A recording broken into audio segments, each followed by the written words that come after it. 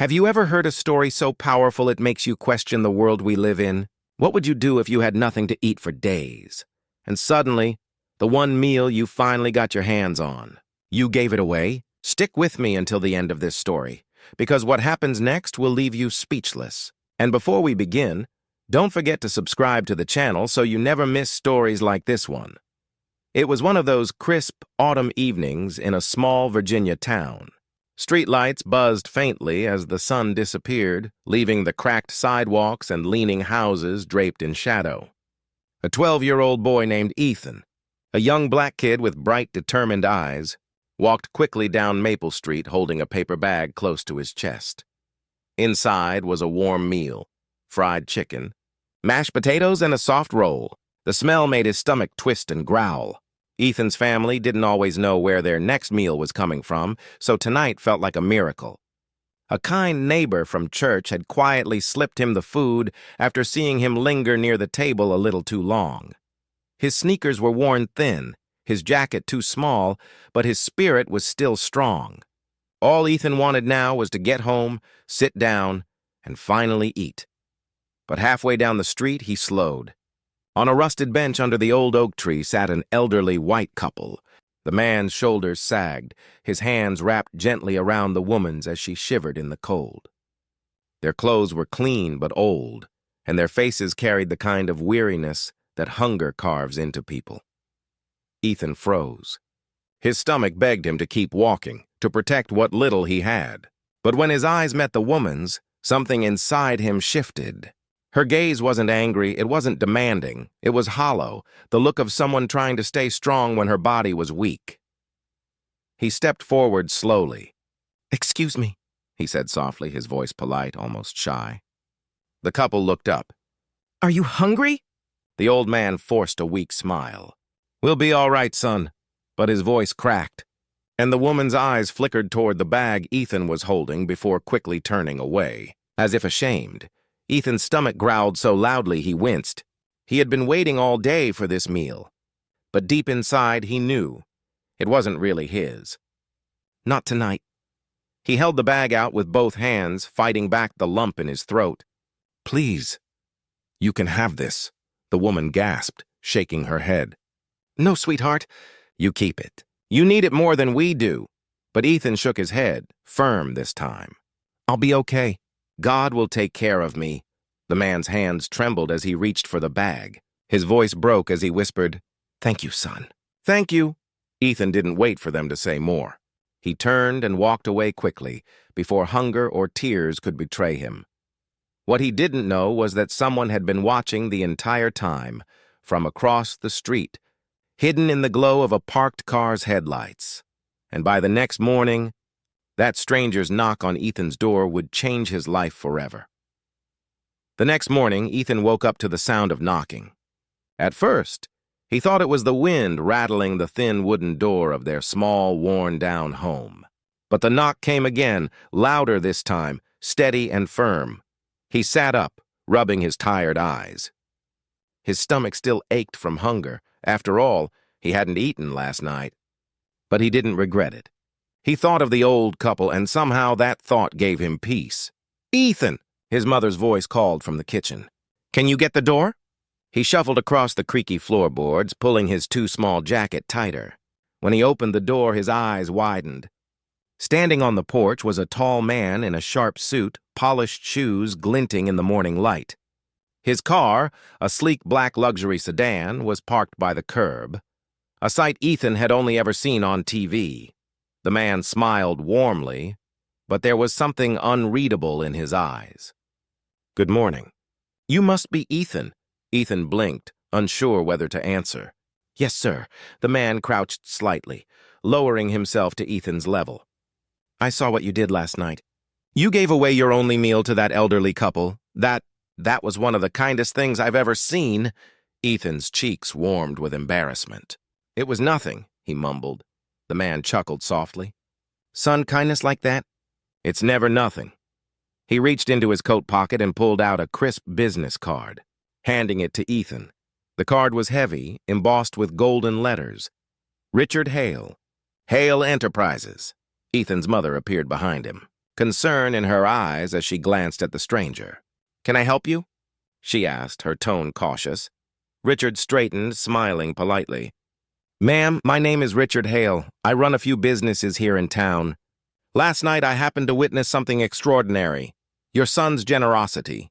He had nothing, yet he gave everything. And I believe people like him deserve opportunities." Ethan's mother frowned, unsure whether to trust him. They had met plenty of smooth-talking people who promised help, but delivered nothing. "And what exactly are you offering?" she asked carefully. Richard's smile faded into something more serious. "I'd like to invite Ethan to join me for lunch today, at my office. No tricks, no gimmicks. I want to hear his story, and I want to help." Ethan's heart raced. Lunch at an office? With a man who looked like he owned half the town.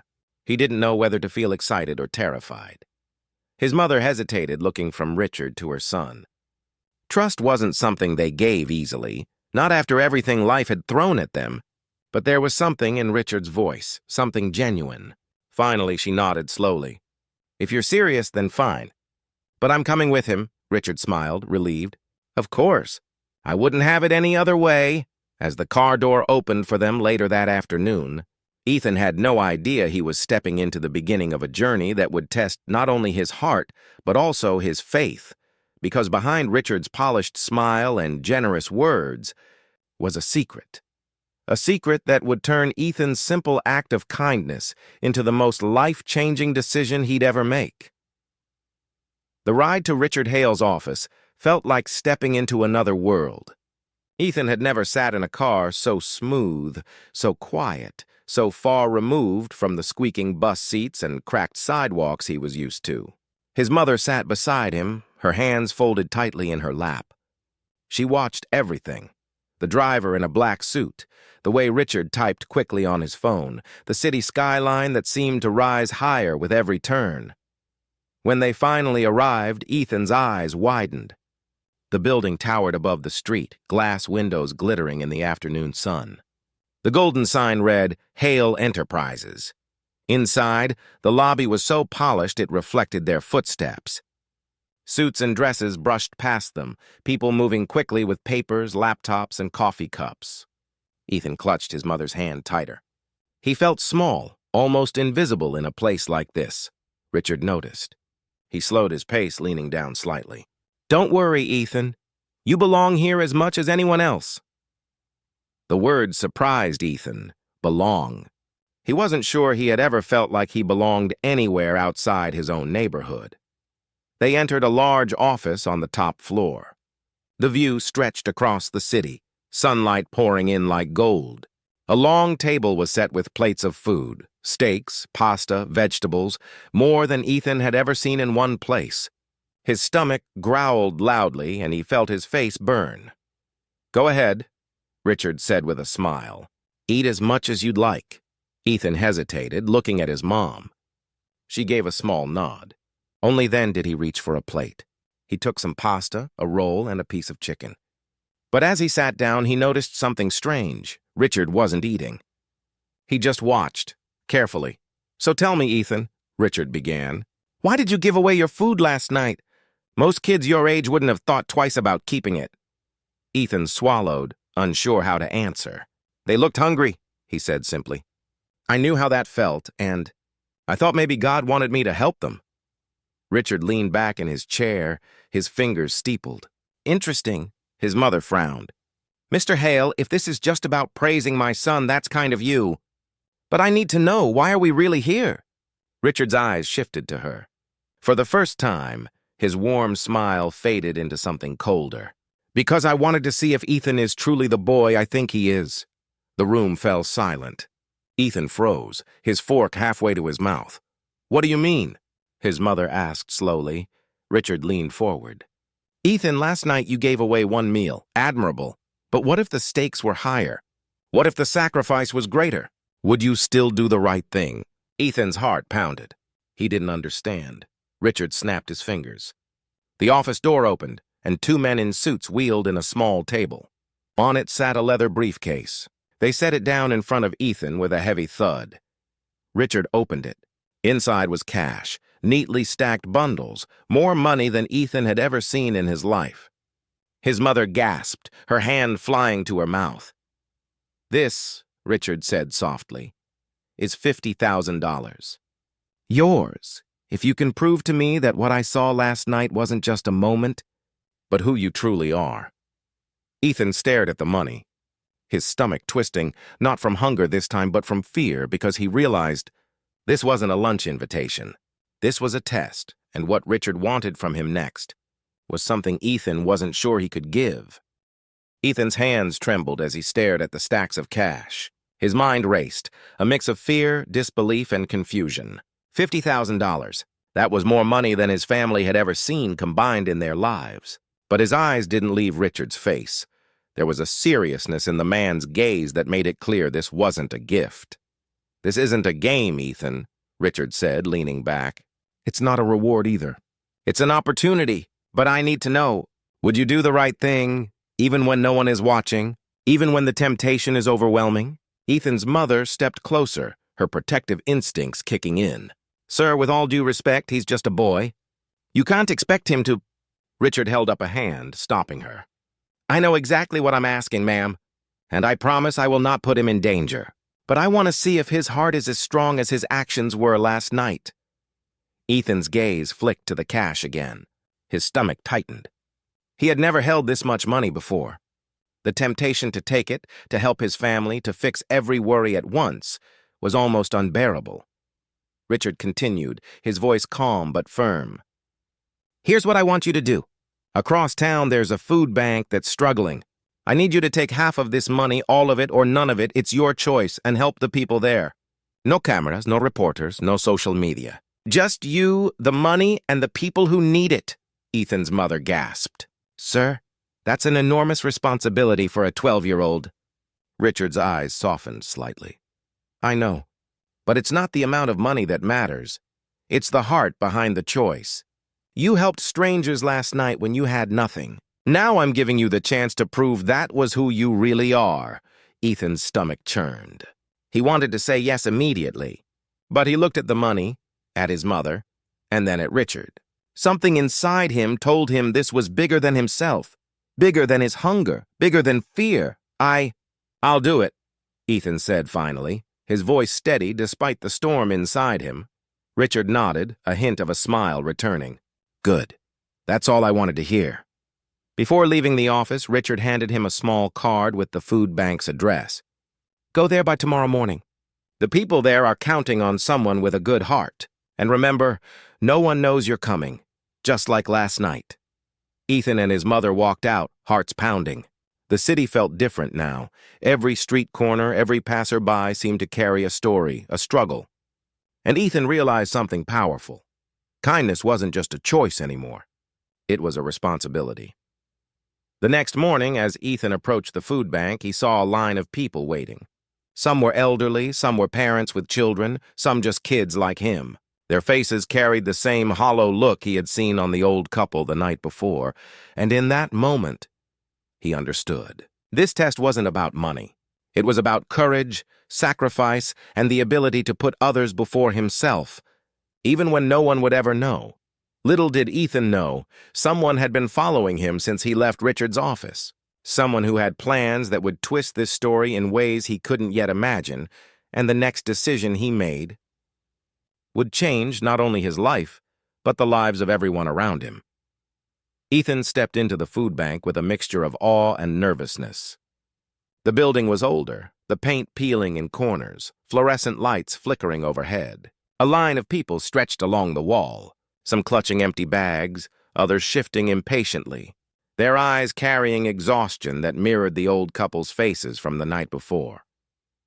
He carried the leather briefcase carefully, aware of every step.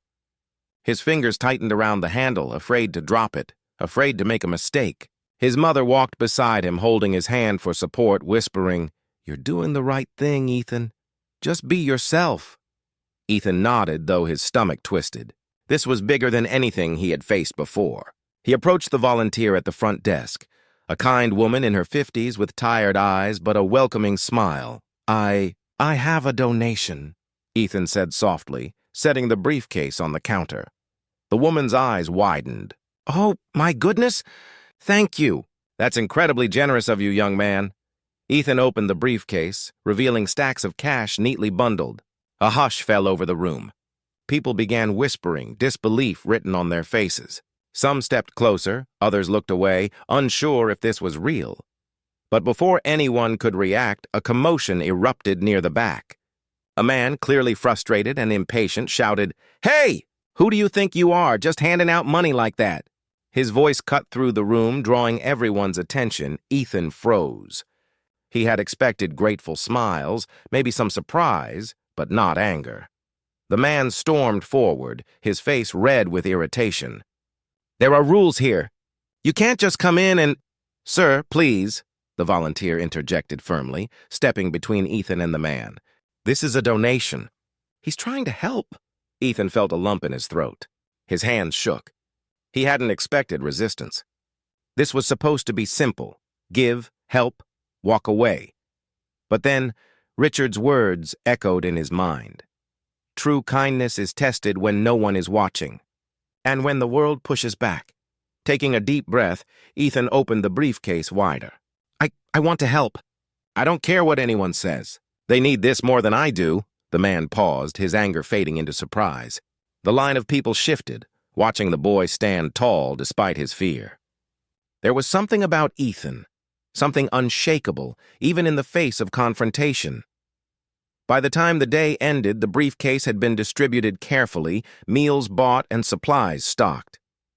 The people who had looked hollow hours earlier now smiled, gratitude shining in their eyes. Ethan felt exhausted, but a warm glow of satisfaction filled him. But outside, in the shadow of the parking lot, a black SUV idled quietly. Richard Hale watched through the tinted windows, a small, unreadable smile on his face. He had orchestrated more than a test of generosity. He had set a challenge that would reveal the boy's character completely. And in that moment, Ethan didn't know that his actions had triggered something much bigger, something that would pull him into a world he had never imagined, a world of influence, wealth, and secrets, where every choice came with consequences far beyond his understanding. As Ethan and his mother walked home that evening, the sun sinking behind the city skyline, he felt a strange mix of pride and exhaustion. The food bank was stocked, the people fed, and he had done something that mattered. For the first time in a long time, he felt important. But as they turned the corner toward their modest home, a familiar figure stepped out of the shadows. Richard Hale. His suit gleamed in the last light of day, and his expression was unreadable, almost calculating. "Ethan," he called gently. "May I have a word?" Ethan's mother stepped forward, protective. "Sir, what is this about?" Richard raised his hands, palms outward. "Nothing to worry about. I just wanted to explain something I should have told you from the beginning." He gestured for them to follow him to his SUV. Hesitant but curious, they complied. Once inside the car, Richard's tone changed, becoming more serious. "Ethan, what you did today?" "What you did yesterday. It's rare, truly rare. But the reason I chose to test you this way isn't just to see if you're generous." Ethan's mother frowned. "Then why?" Richard took a deep breath. "Many years ago, I lost someone very dear to me, a boy not much older than you. He showed me the kind of selflessness I've never forgotten. But I also learned that kindness alone isn't enough. It has to be paired with courage, with choices that define who you truly are." Ethan's eyes widened. He didn't know whether to feel honored or confused. Richard continued, "I've been searching for someone like him ever since. Someone who would act without hesitation, without expectation of reward, even when it's hard. And Ethan, I believe that someone is you." Ethan blinked. "Me? I'm just a kid." Richard's gaze softened. "Maybe. But sometimes kids see the world more clearly than adults. They act from the heart, not from fear or greed. That's why I wanted to test you, to make sure that your generosity, your courage, your willingness to sacrifice is real." His mother shook her head slowly, disbelief written all over her face. "And the money?" Richard smiled faintly. "The money was never about wealth. It was about choices, about showing the world and yourself who you are when no one is watching. And you passed. More than I could have hoped." Ethan's heart raced. He had given away his meal, he had faced fear, and now he had impressed someone he didn't even fully understand. Richard leaned back. "Ethan, because of you, I want to offer an opportunity. One that could change your life, your family's life, maybe even the lives of countless others. But it will require trust, responsibility, and courage every single day. Are you willing to step forward?" Ethan glanced at his mother, who nodded slowly, tears in her eyes. He looked back at Richard. "Yes," he said quietly, but with certainty. "I'm willing." Richard's smile returned, this time warmer. "Good. Then welcome, Ethan. You're about to begin something extraordinary. And I promise, this is just the beginning." As the car drove off into the night, Ethan felt a mix of excitement and trepidation. The world he had known, of cracked sidewalks, empty stomachs, and worn-out shoes, was gone. In its place was a world filled with opportunity, responsibility, and tests of character far beyond anything he could have imagined. And deep down, he knew one thing for certain: the choice to be kind, to sacrifice, and to act with courage would define everything that came next. The days that followed were unlike anything Ethan had ever experienced.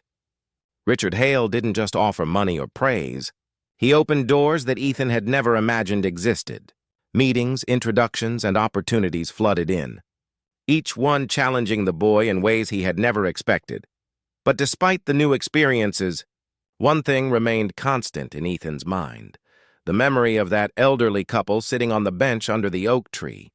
Their tired eyes, the way they had looked at him, relying on a stranger's kindness.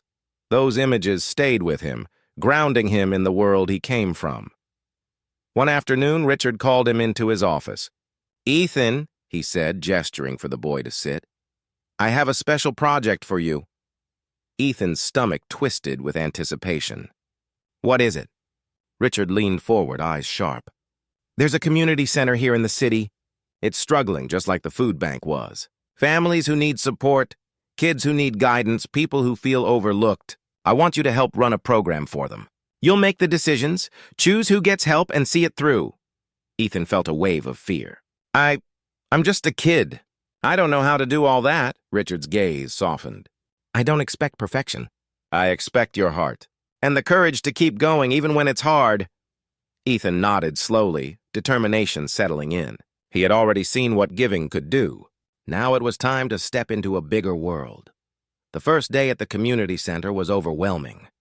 Children ran through the halls, their laughter echoing off the walls while volunteers scrambled to organize meals, lessons, and activities. Families waited in line for food, clothing, and support. The weight of responsibility pressed on Ethan's shoulders, and then he saw her, the old woman from the bench, walking slowly down the street toward the center, the same man by her side. His heart skipped a beat. They had recognized him somehow, and now he realized that the small act of kindness he thought went unnoticed had rippled far beyond that quiet street. "Ethan," she said, her voice trembling with gratitude, "we never knew who you were, but we'll never forget what you did for us." Tears welled in his eyes. I wanted to help." Her husband nodded. "You did more than help, young man. You reminded us that kindness still exists." At that moment, Ethan understood something profound. Every choice, every act of generosity, no matter how small, could grow into something extraordinary. And for the first time, he felt the full weight of the impact one person could have on the world. But as he turned to continue helping, Richard's voice came from behind him. "Ethan, the real test is just beginning. The choices you make now will define not only your life, but the lives of everyone around you." Ethan's heart raced. He didn't yet know what challenges lay ahead, but he was ready. Because he had learned the most important lesson of all: courage and kindness, even in the face of hunger, fear, or doubt, could change everything. Weeks passed, and Ethan's presence at the community center became a beacon of hope. Children who had once wandered the streets alone now had mentors. Families struggling to make ends meet found food, clothing, and support. And every time he saw someone smile because of what he had done, Ethan felt a warmth in his chest unlike anything he had ever known. One evening, as the sun dipped behind the skyline, Richard asked Ethan to meet him in his office. The boy's heart pounded. He had grown used to Richard's tests, but there was always a tension, an unspoken weight that accompanied them. "Ethan," Richard began, voice calm but firm, "you've done something extraordinary. You've proven your kindness, your courage, and your heart. But there's one last thing you need to understand." Ethan leaned forward, listening intently. Richard pulled out a photo from his desk drawer. It was faded and worn, a picture of a young boy around Ethan's age smiling under an oak tree. Ethan's eyes widened. That's you?" he whispered, though the boy in the photo looked too familiar to be anyone else. Richard shook his head. "No, that was me many years ago, that boy. He sacrificed everything for someone else, just like you did. I lost him, and I never forgot the lesson he taught me. True generosity changes lives. I've spent years trying to find someone who embodies that spirit again. And Ethan, I found you." Ethan's throat tightened. You set all this up? The money, the tests, the food bank?" Richard nodded. "Every detail. But I didn't just want to see what you do. I wanted to show you how far kindness can reach. What you've done has already changed this community, saved families, and inspired volunteers. And there's more. Because of you, I'm putting you in charge of a foundation in my name. A foundation to support kids and families who need a second chance. You'll lead it, and your decisions will impact lives for years to come." Ethan's mother, tears streaming down her face, wrapped him in a hug. "I can't believe this! My son!" Richard smiled, leaning back in his chair. "Believe it. You've earned it, and the world will see the power of a single act of kindness, multiplied through courage and love." Ethan looked out the window, past the city lights, thinking of the old couple on the bench, the hungry families at the food bank, and every choice he had made. He realized something profound. A simple act of selflessness, the decision to give when he had nothing, had opened doors he never dreamed existed. And in that moment, Ethan understood the most important lesson of all. Generosity isn't just about money or fame. It's about heart, courage, and the willingness to make the world a little brighter, even when it costs you everything. As the sun set, painting the sky in gold and crimson, Ethan smiled, knowing his journey was only beginning. A boy who once sacrificed a single meal had now touched the lives of countless people, and his story was only just beginning to ripple through the world. The knock of opportunity, once faint and distant, had now become the sound of a lifetime of change.